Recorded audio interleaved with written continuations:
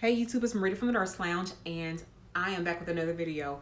So I wanted to do a video for you all that was based off of some things that me personally well, first let me preface this by saying that I am a registered nurse and I am also a nurse educator.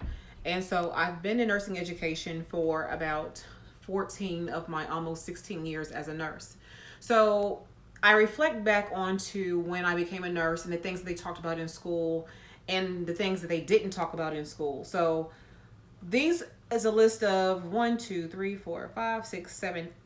things that I feel that either they didn't or don't talk about that we should know about as a student and as a nurse, or things they didn't really expand on when it comes to being a nurse. So if you want to see what these 8 things are, then you have to stay tuned.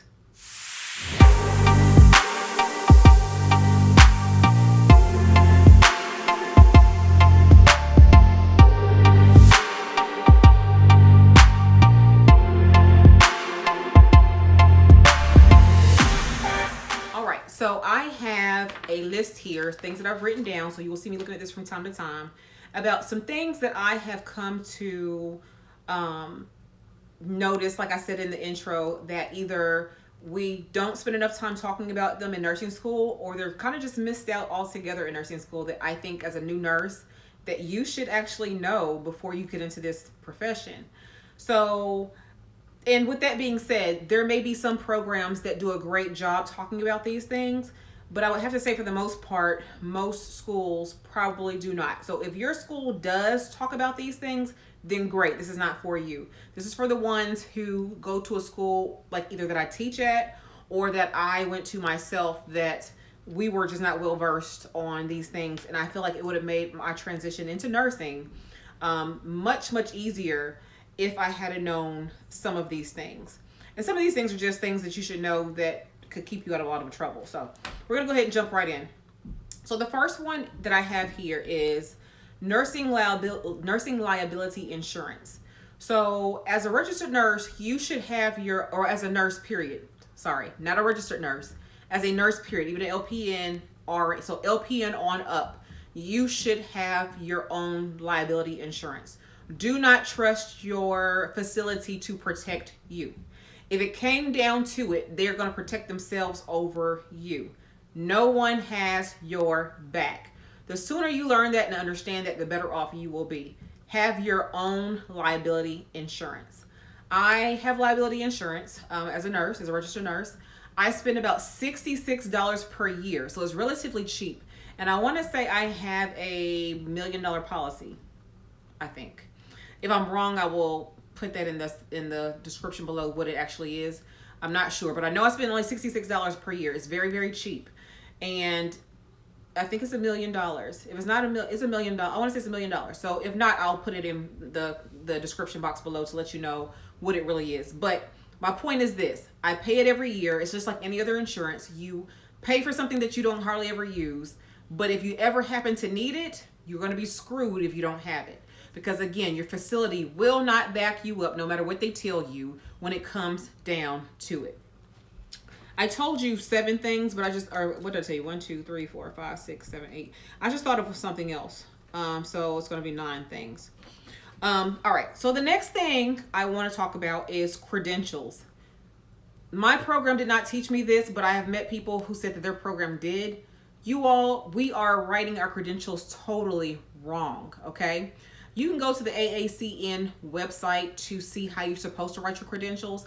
However, just as a general rule, know that your highest degree goes first. So you are not going to be Sally Mae, RN, BSN. It's Sally Mae, BSN, RN. Your highest degree is the BSN, and your actual license comes after the fact. Now, if you have certifications and things like that, that will come in there too. That website will tell you exactly how it's supposed to go. But just for the general nurse, in terms of ones who don't have some of those other credentials, it is your highest degree first, and then your license. So in this situation, it would be Sally Mae, BSN, RN. That's how it should be.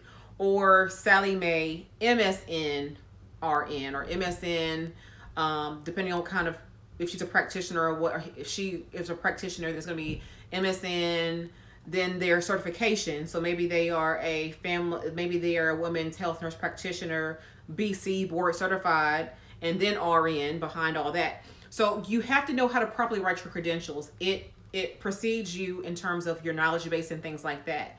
I have seen people with doctoral degrees, as an example, myself included, getting one, who have put Dr. whatever they're, Dr. Sally Mae, and then they put on their MSN, BSN, RN. That's another thing that y'all tend to do. If you have multiple degrees, you have, let's say you have a, if you have an ADN, you have a BSN, and an MSN, or let's just stick to the BSN and the ADN. So you do not put Sally Mae, BSN, ADN, RN. It is understood, okay, that if you have a BSN, that you possibly could have a lower degree, but it's not necessary. So, or if you have a MSN, there's no need to put BSN, ADN, RN. So I know it looks great to say that you have all these degrees, but when it comes to actually writing your credentials out, all you need is the MSN RN. It is understood that you already have that BSN, because you can't have an MSN unless you have a BSN. And so either going to a BSN program or having some type of bridge program in which you had a BSN to MSN type thing, whatever it happens to be. So that is wrong in doing so. You do not put MSN, BSN, ADN, RN. That is not necessary, and it is just, that's not what you do. You put, just as I said, MSN, whatever your certifications happen to be. And for me, I am not a nurse practitioner. I am a nurse educator. So for me, it's MSN ED, which means education. My master's is in nursing education, and then comma RN. Once I finish my program, it will be DNP RN, because I don't have those. I'm not a practitioner of no sort. I don't have to put the MSN. Why? Because it's understood to get a doctoral degree that you already have an MSN. It's understood. And then for me, potentially being a doctor in the next 2 weeks in terms of my title, it also means that I don't put Dr. Marita and then DNP, because doctor and DNP are saying the same thing. So if I put doctor in the front, I don't put DNP behind my name. Or I just put my name and put DNP RN, if that makes sense. So the DNP, for you all who don't know, means Doctor of Nursing Practice. So I don't need to put Dr. Marita, then Doctor of Nursing Practice, and then RN, or all those other things. I'm not going to put DNP, MSN, ED, BSN, RN. You don't do all that because it's already understood. So anyway, I highly recommend you going to that website if you need to know how your credentials fit in. But we have been doing it all wrong, and I was never taught that in actual nursing school. It wasn't until I got up to do a presentation before students that the person who was introducing me to present said I had it written wrong. And that's when I was like, okay, this is not the right time for me to be learning in front of a class of students that I have my credentials written wrong. So I'm telling you from experience how I found this out. And so be mindful that you need to know how to properly write your credentials. Now, I will tell you this. People will say, well, that's only in academia. It's more so pronounced in academia, but this is by the AACN that this is how you're supposed to do it. So this is not something that you see it more so correctly done in academia, yes. And I know that hospitals on your badges will put RN, BSN, or whatever it happens to be. However, I'm just letting you know that it's not correct when they're doing so. So you'll see hospitals do RN, BSN, or RN, or whatever they want to put on there, but it's actually BSN, RN. So be mindful that there is a correct way to do things. And the higher level of education that you go, you want to make sure that you are knowing how to properly represent yourself, because you are looking very bad if you do not know how to write your credentials and you have an advanced degree. So be mindful, you are selling yourself with these degrees when you have them, and you're painting a picture for people whoever's going to see you. They have to know that you know how to represent yourself well. So just be mindful of that. This is not to really create a stink or anything like that, but I'm just letting you know that you all, myself included, we're writing our credentials wrong. And we want to be mindful that there's a correct way to do things, and that website will tell you how to do that. Or you just type in nursing credentials, what is the order, and then that will tell you how to do that. The next thing I have on here is the importance of continuing education. So when I was in school,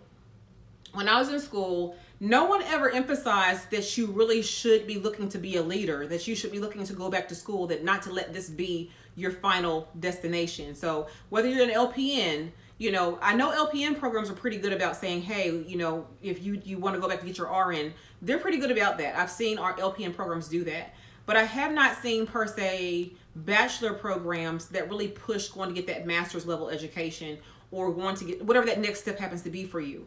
You want to make sure that you be mindful. Yes, you're coming out to be a LPN or a registered nurse, whether 2 year or 4 year. But with that being said, think about this. Do you really want to be at bedside for 40 years, 50 years? Some people may say yes. And for you, to each their own, that's great. But the rest of us, I'm almost 16 years into the game, and I can already tell you I'm trying to find an exit strategy as we speak.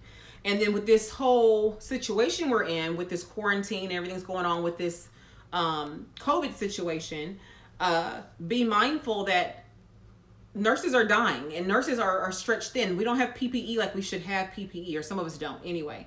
With that being said, keep in mind that, do you want to do this for the next, again, 15 years, 20 years?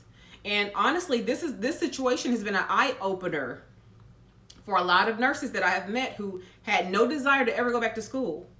But now, because of the situation, they're having that desire. Because why? They don't see themselves doing this for the next 20, 30 years. I already knew when I came into nursing school, I wasn't going to be at the bedside for 30 years. I will not do that for 30 years. I wanted to come in here, be in the trenches. I think everybody should go be a nurse at the bedside to be in the trenches. I think everybody should be in the hospital for a period of time to learn what, in my opinion, true nursing really is, and how you have to deal with different situations, and then branch out into other areas of nursing that don't require you to be at the bedside. I think that's wonderful. But the importance of continuing education, going to get those advanced degrees, needs to be driven home. I want to impress upon those students who are thinking about, going into nursing, that you consider going into further education beyond whatever degree you're getting. So I'm not saying everybody wants to have a doctoral degree in nursing like I'm about to get. That's not the issue. That's not the case at all. But we need more people in leadership positions to make the changes so that your cohorts, the people who come behind you, can say, okay, you know what, because you were in leadership, you've made this change to make it better for the rest of us in nursing. So people have to step up and rise in order to make changes in nursing, and that's very important to me, and it's important to the nursing profession. So I don't think, again, what I've seen in the programs I've been to, that they don't push. They're just doing their agenda of getting you through that BSN program or getting you through that ADN program. They're not really pushing that, you should look beyond this. And to elevate that plane of nursing, you need to go on to further education. All right, so I also don't feel like they do a very good job, if at all, talking about the scope of practice between different kinds of nursing. So LPNs, I think they're well versed on what their scope of practice is, and they're well versed on what an RN scope of practice is. But I don't think when it comes to our BSN programs that we are doing a very good job of saying what the difference is between the ADN and the BSN program, which is why we're always having that argument about which one is better, which one you should go do first, or why you should always just be the 2-year RN versus the 4-year RN, and so forth and so forth and so forth.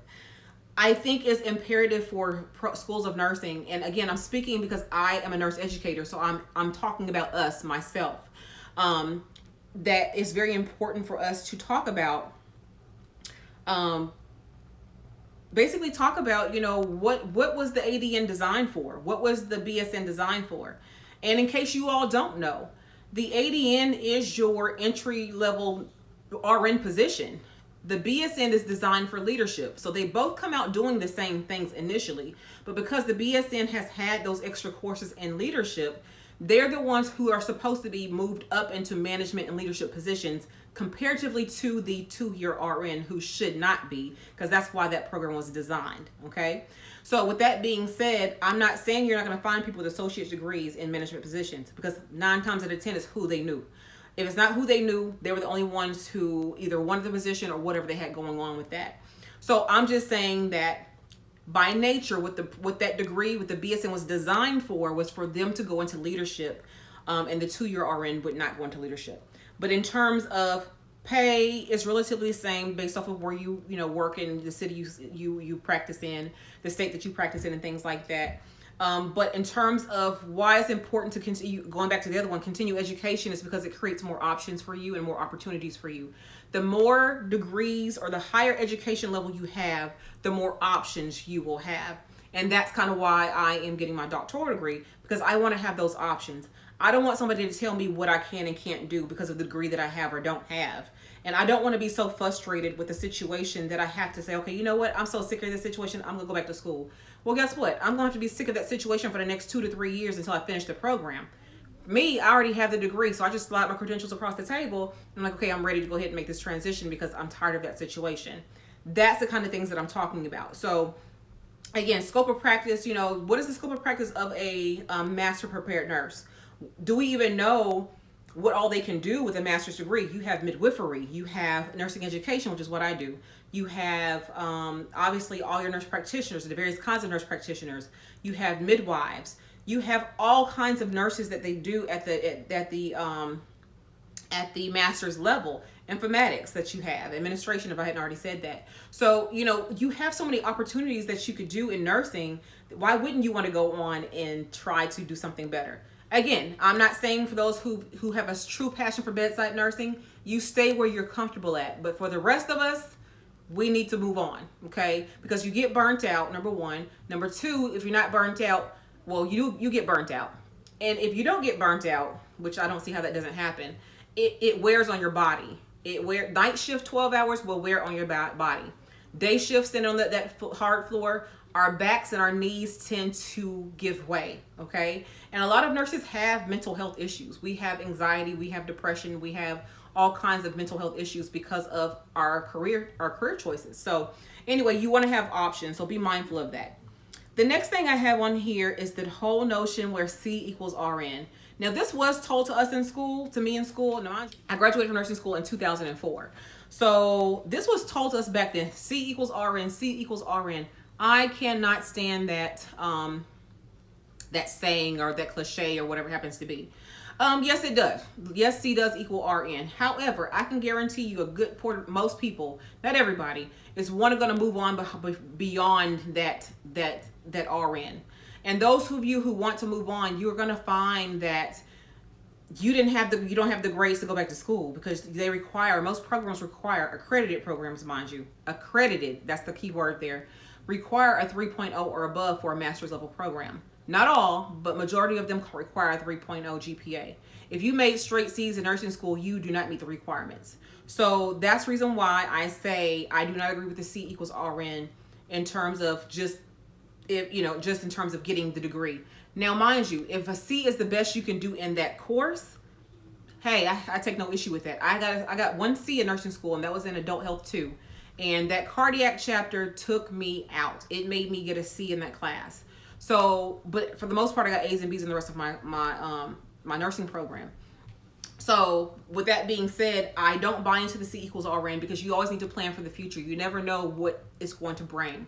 You never know when you get tired of, we're so preoccupied with becoming a nurse, and we're so overjoyed about becoming a nurse. Once we get in there, then we're kind of like, oh, this is not what I thought it was going to be.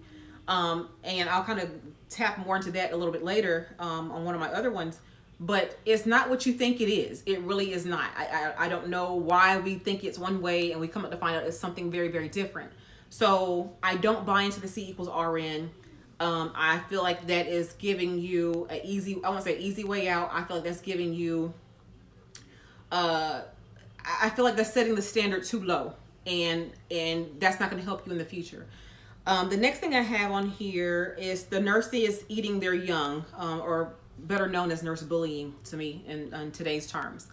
I will say for me in my program, they talked about nurses eating their young, but they really didn't say what that meant or what that looked like. And so they just made it seem like nurses didn't like nurses. And what I'm discovering is nurses eating their young does not necessarily deal with age. Nurses eating their young has a lot to do with, well, partially age, partially experience, and being the new nurse on the block. So you could be a nurse for 30 years, okay? But you just got hired at this hospital. And so you're the new nurse on the block. Them younger nurses going to eat the old nurse up. or her same age peers will eat her up or him up. That's how what that means. And I didn't think I knew that at first. I experienced it. I definitely experienced it. But even prime example, January of 2018, I remember this vividly because it was a terrible day. I got floated to Med Surg. We had I wouldn't say epidemic, but we had a situation where we had a lot of call outs throughout the hospital. We had inclement weather and we had flu seasons going on at the same time.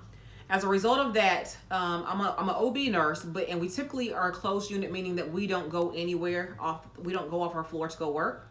But due to emergency situations like this, we all had to go off the floor. All the extra nurses had to go off the floor to work. So I had to go to Med Surg. And again, at this point in time, I've been a nurse for about, say, 13, 14 years.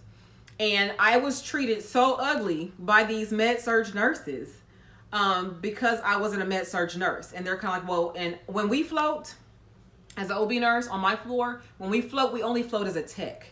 So we don't float as a full nurse. We float as a tech. So, and I make that known when I hit the floor.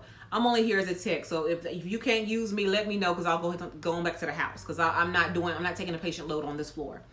And as an OB nurse, I don't have to protect my license. Okay. And I'm not going to protect my license. I have no problem losing a job. You can fire me today. I'm okay with it. But I don't want to lose my nursing license, because then I have nothing. So remember that too. That's not on here, but remember that. Lose a job any day, but don't lose your license. And that's the key to that. So be mindful. So again, when it comes to the nurse bullying or nurses eating their young, again, it's not a per se young type of thing where it's like, oh, I'm the seasoned nurse, you're the inexperienced nurse. It is that, but it's more to it than that too. It could be, again, an inexperienced or experienced nurse going onto a different floor because you're the new person on the block, a new nurse to the hospital, a new whatever.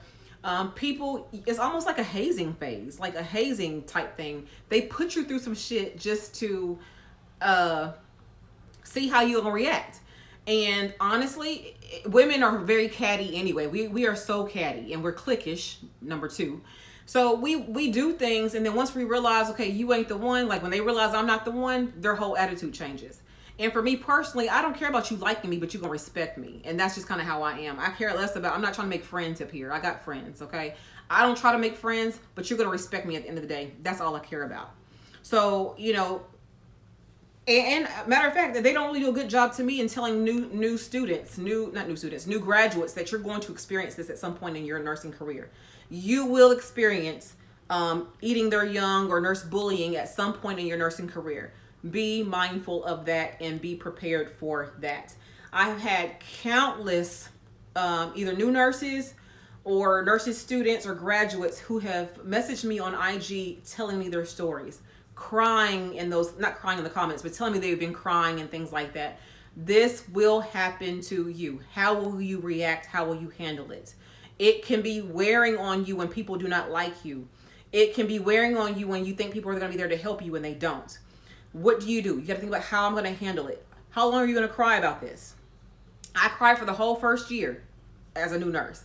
And I decided after a while that, you know what, just like a bad relationship, I'm done crying. I'm over it. Okay. So this is going to have to stop. This crying going to have to stop. And I just decided that, you know what, you're not going to disrespect me. I'm going to say what I have to say. And it is what it is. So with that being said, just be mindful of that. The next thing that I feel that they don't really do a good job on is nursing workloads. When you are in school, so what I was saying was, I don't feel that they do a good job in nursing school of actually talking about the kind of workloads you're going to have. Or I take that back. I feel like they do a good job on telling you that you will have up to 6 patients or up to whatever the matrix happens to be. I think they do a good job, or relatively good job, explaining that to you, but I don't think they do a good job in nursing school clinicals and working you up to that, if that makes sense. So, and I'm not saying that you should go to nursing school expect to have 6 patients. No, I'm not saying that. But I'm saying that when you're going to clinicals and they only giving you 1 patient, and that's nowhere near the reality of what you're going to have when you get into the real world, and then when they give you that 1 patient, They're only having you do vital signs. They may have you do half an assessment. They may have you do ADLs. Or you know what, depending on where you go, you only doing ADLs this day. You doing vital signs this day. At what point do you have a opportunity to put the whole sequence together? And if you have a program that does that, then you have a pretty good program. If they have the opportunity for you to put the whole sequence together, meaning that and this is not at the beginning of your program, I'm talking about more so senior year, senior level students. If you are actually able to go through and do the nursing process and come in with a preceptor or with a nurse or with your instructor, get your meds for the day, come up with a plan for the day, really interact with your patient, and not just shadowing. I do not believe in shadowing at the senior level. I cannot stand shadowing at the senior level. That teaches you that it's a great observation, but it doesn't teach you how you need to be as a nurse. It teaches you what they do as a nurse. And who's to say what they're doing is right? Because if you do what they do and you get caught doing what they do and it's wrong, you're liable for it, not them. When you're licensed, you're liable for it. So I don't think we do a good enough job explaining really what our workloads really are, what you're going to be expected to do. And I mean that even if they're not going to have you do it, but at some point through your program, say, as a nurse, you're expected to do all of this. You're going to be doing your case. You're going to be doing your charting and your assessments and your med passes. And in some cases, if you don't have text, you have to do your own vital signs and your own I's and O's. And you got to get your patients up, again, if you don't have text. We don't have text on our floor, so I do it all. I literally do it all on my floor. I do everything on my floor. So, and that you're going to have to answer phones and answer call lights and deal with, you have to be security sometimes and be dietary sometimes. You have to put in the orders for the doctors. They don't do a really good job, in my opinion, of sharing those things with you. And I will say what they typically say, the rationale for that is that what they typically say is they'll get that when they get out there. And the problem I have with that statement, that they get that when they get out there, the problem I have with that is, well, if you don't prepare the student to be an actual nurse, and then you think that that preceptor or that nurse is going to have time to show them everything and do everything correctly, and the way they're doing orientations now, where they're trying to get students or new graduates, off of orientation within, say, 2 to 3 months, and they may actually need 4 to 5 months of orientation because that's just how they are, or they only get 2 months, and they're telling them that they can't have extended orientation. You're doing them a disservice. They get burnt out quicker and they leave the profession. That's what happens. So I think we need to do a better job in terms of explaining, what a true workload is or what you could expect. The next thing I don't think they prepare you for, and again, I'm reiterating here, if your school of nursing, your program does reiterate or talk about all of these things, then great. I'm not talking about you and your program. I'm talking about the ones who I have seen over the past few years, including my own, who did not or does not even talk to students about things like this. And I feel like it would have been so beneficial for them to know coming out and to prepare themselves as a new nurse. The next thing they don't really talk about a lot, which I talk about with my students all the time, is going to court. You have to understand as a nurse that whatever you put in that documentation or whatever you do to your patient could have you end up in court. Now, you may or may not have done anything to the patient themselves, but maybe the physician did something to the patient that caused harm. Well, that record, that document, that chart is going to disposition. If it goes to disposition, because your name is in the chart, you are going to court.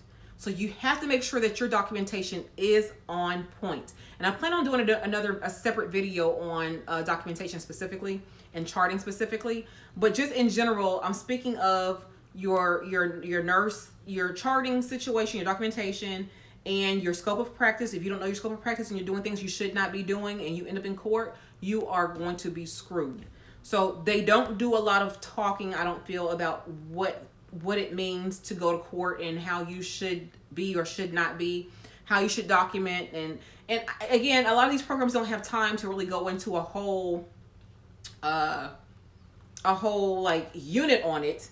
But it would be good that if every course throughout your program that they kind of just snippets, like instead of having a course on it from your first class, nursing class onward, if they just reiterated these facts, and then that way by the end of your program, you've heard it so many times, you're gonna know, I need to be mindful of what I document. I need to be mindful of what I did say, what I didn't say. again, I tell my students, I'll say, okay, this documentation looks like you haven't seen your patient since 8 o'clock this morning, and now it's 1 o'clock in the afternoon. What are you going to say in court? Oh, well, I've seen that patient. They'll tell me, I've seen that patient, 4 times, but there's no documentation of it. So if you didn't do it, or if you didn't document it, you didn't do it. That's how it goes in court. And they don't really do a good job of really explaining that, in my opinion. Now, I do with my students. Look, if you didn't document it, you didn't do it. I know you went into that room 4 times, but I can guarantee you in 1 year to 2 years from now, when this goes to court, because it doesn't go to court tomorrow, it goes to court in a year or two, and you have to think back, which you won't be able to do. You won't remember what happened a year or two ago. So with that being said, you have to document to save your ass, okay, to cover your ass. And that's what CYA means, cover your ass. So documentation is just a snippet of, or one element of, you having to go to court. You go to court for various reasons, but a lot of times when it comes to you as a nurse, you get hung up on either your documentation, or what you did document, or that you did or did not do, or some type of scope of practice issue that you may have. And then the last thing I have on here, and this list was not all inclusive. There's other things that I'm sure that nursing schools do not do a good job on discussing. But the last thing I have on here is the responsibility of being a nurse in general. So when you are a registered nurse, you are responsible for everything and everybody. If you're the charge nurse, even though the LPN has her own or his own license, you are still responsible for what they do. You're responsible to make sure that they do what they're supposed to do, and you follow up on those things. You don't have to go check behind them regarding their documentation per se, but what you do have to do is to know your scope of practice plus their scope of practice, what they can do, what they can't do, versus what you do and what you don't do. So I don't think they do a great job explaining that as a registered nurse, you are taking potentially 5 to 6 patients, unless you work ICU, but you're taking 5 to 6 patients in which you are, unless you work in a specialty in which they have a different ratio, be mindful of that. But otherwise, you're taking your 5 to 6 patients, and you're having to mentally know, what do I do for every patient, and that it doesn't follow a book, meaning that I don't care what Lippincott said, or whatever Elsevier, or whatever book y'all, or what ATI or HESI. I don't care what UWorld said. UWorld is not the real world, okay? All those things, only thing they did was see if you were minimally safe and prepared to be a nurse. And that's minimally safe to be a nurse.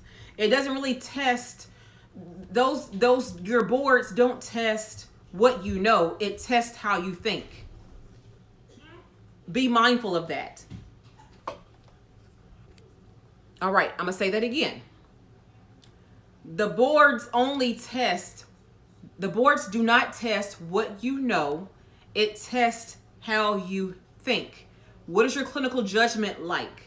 How are you at making clinical decisions when it comes to this scenario type of thing? How are you at applying different things to different principles to these concepts? That is what it tests. So when you have these situations and then you have it in real world, what do you do?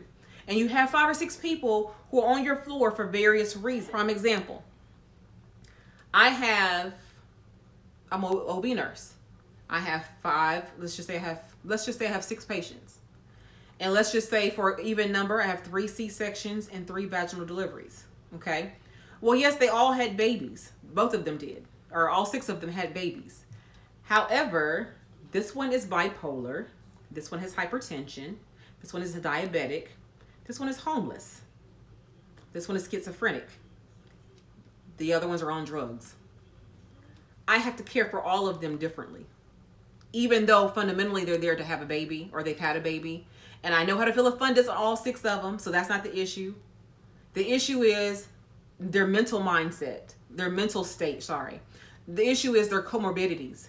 Their issue is the comorbidities plus the mental mindset, mental state, plus their OB situation they have going on. Plus, how are they bonding with the baby, or can they bond with the baby? Or because they were on drugs, is the baby withdrawing from whatever drug they were on? Or do I have to call DCS, file a report because mom was positive for drugs? So, I have to take care of every situation differently. That's what they're not really telling you about that. And then on top of that, depending on your facility, at our facility, at our floor, the charge nurse still takes patients. So she's responsible for everybody on the floor. She's responsible for staffing, and on our floor only. I'm not speaking for every hospital because that may not be true. She's responsible for her 6 patients. She's responsible for me. She's responsible for really all the patients on the floor, even though I'm taking care of 6 of them. She's responsible for the division clerk, making sure she does what she's supposed to do. She's responsible for the entire floor. She's responsible for staffing, like I was saying, so we make sure we have enough nurses coming in for the night shift. So her job just doesn't end there. I don't think they do a good job at all of saying all of this is what you have to consider when you are a nurse. So, and that is mentally and physically draining to have to know you have to do all that. And so I think if they really, and I think as a result of that, students are not realizing like, oh, well, I just go, the doctor put an order in. Oh yeah, the doctor put an order in to go take a Foley out, but the person's output was only 100 for a 12-hour shift.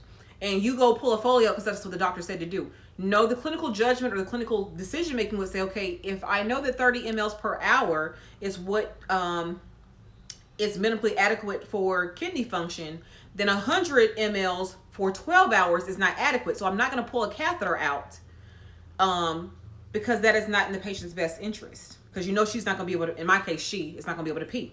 Do you see what I'm saying? So that means then I have to go to the doctor and say, I didn't pull the catheter out because of this, that, and the other. And I'm not going to because of this, that, and the other.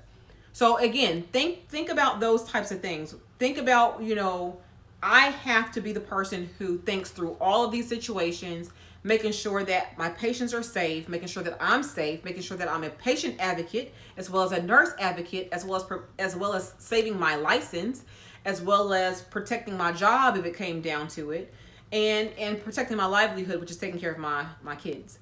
So anyway, like I said, this list is not all inclusive, but I was just really sitting here thinking about all the things that I wish I had have known or someone had explained to me to make my job as a new nurse that much easier.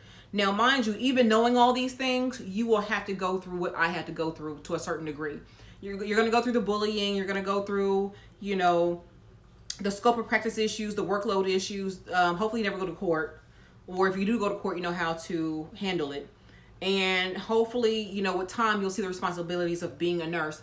But again, I wanted to have something where I was like, you know what, this would help somebody. I don't know who it helps. If it doesn't help anyone, hey, I'm sure it'd help at least one person to know that this is what, I would have liked to know.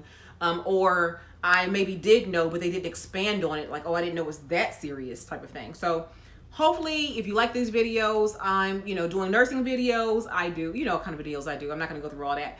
But you have any questions or concerns, you either comment them below, or there's my banner at the top, and it has my the IG icon, and it takes you to my IG page. I have 2 up there, but one of them is for the IG version of YouTube, the Nurse Lounge. So that's where I have like all my nursing stuff. It talks about my DNP, my doctoral journey over there. It talks about nursing stuff and just life in general, basically, as it relates to being a nurse for the most part. But you can always comment or leave me a message over on IG. You can DM me over there as well if you feel like that you need to discuss something over there. You have a question over there that you don't want to be public on here in the comments. Also, I have people over there who typically will, either they'll send me either a question or a scenario, and they want me to do a video about that. And I have no problem doing videos for you, but definitely check the 71 videos that I already have to see if that topic's already been discussed. And if not, or if something about that video that it was discussed, but it didn't answer your question, definitely leave that topic to me, and I will definitely do a video for you on that. I truly enjoy sharing my experiences with you as a nurse. And as I'm heading out of bedside and you all are coming into bedside nursing or hospital nursing or nursing in general, I'm happy to share the wisdom that I do have in terms of being a registered nurse. So until the next time, you all take care. Bye-bye.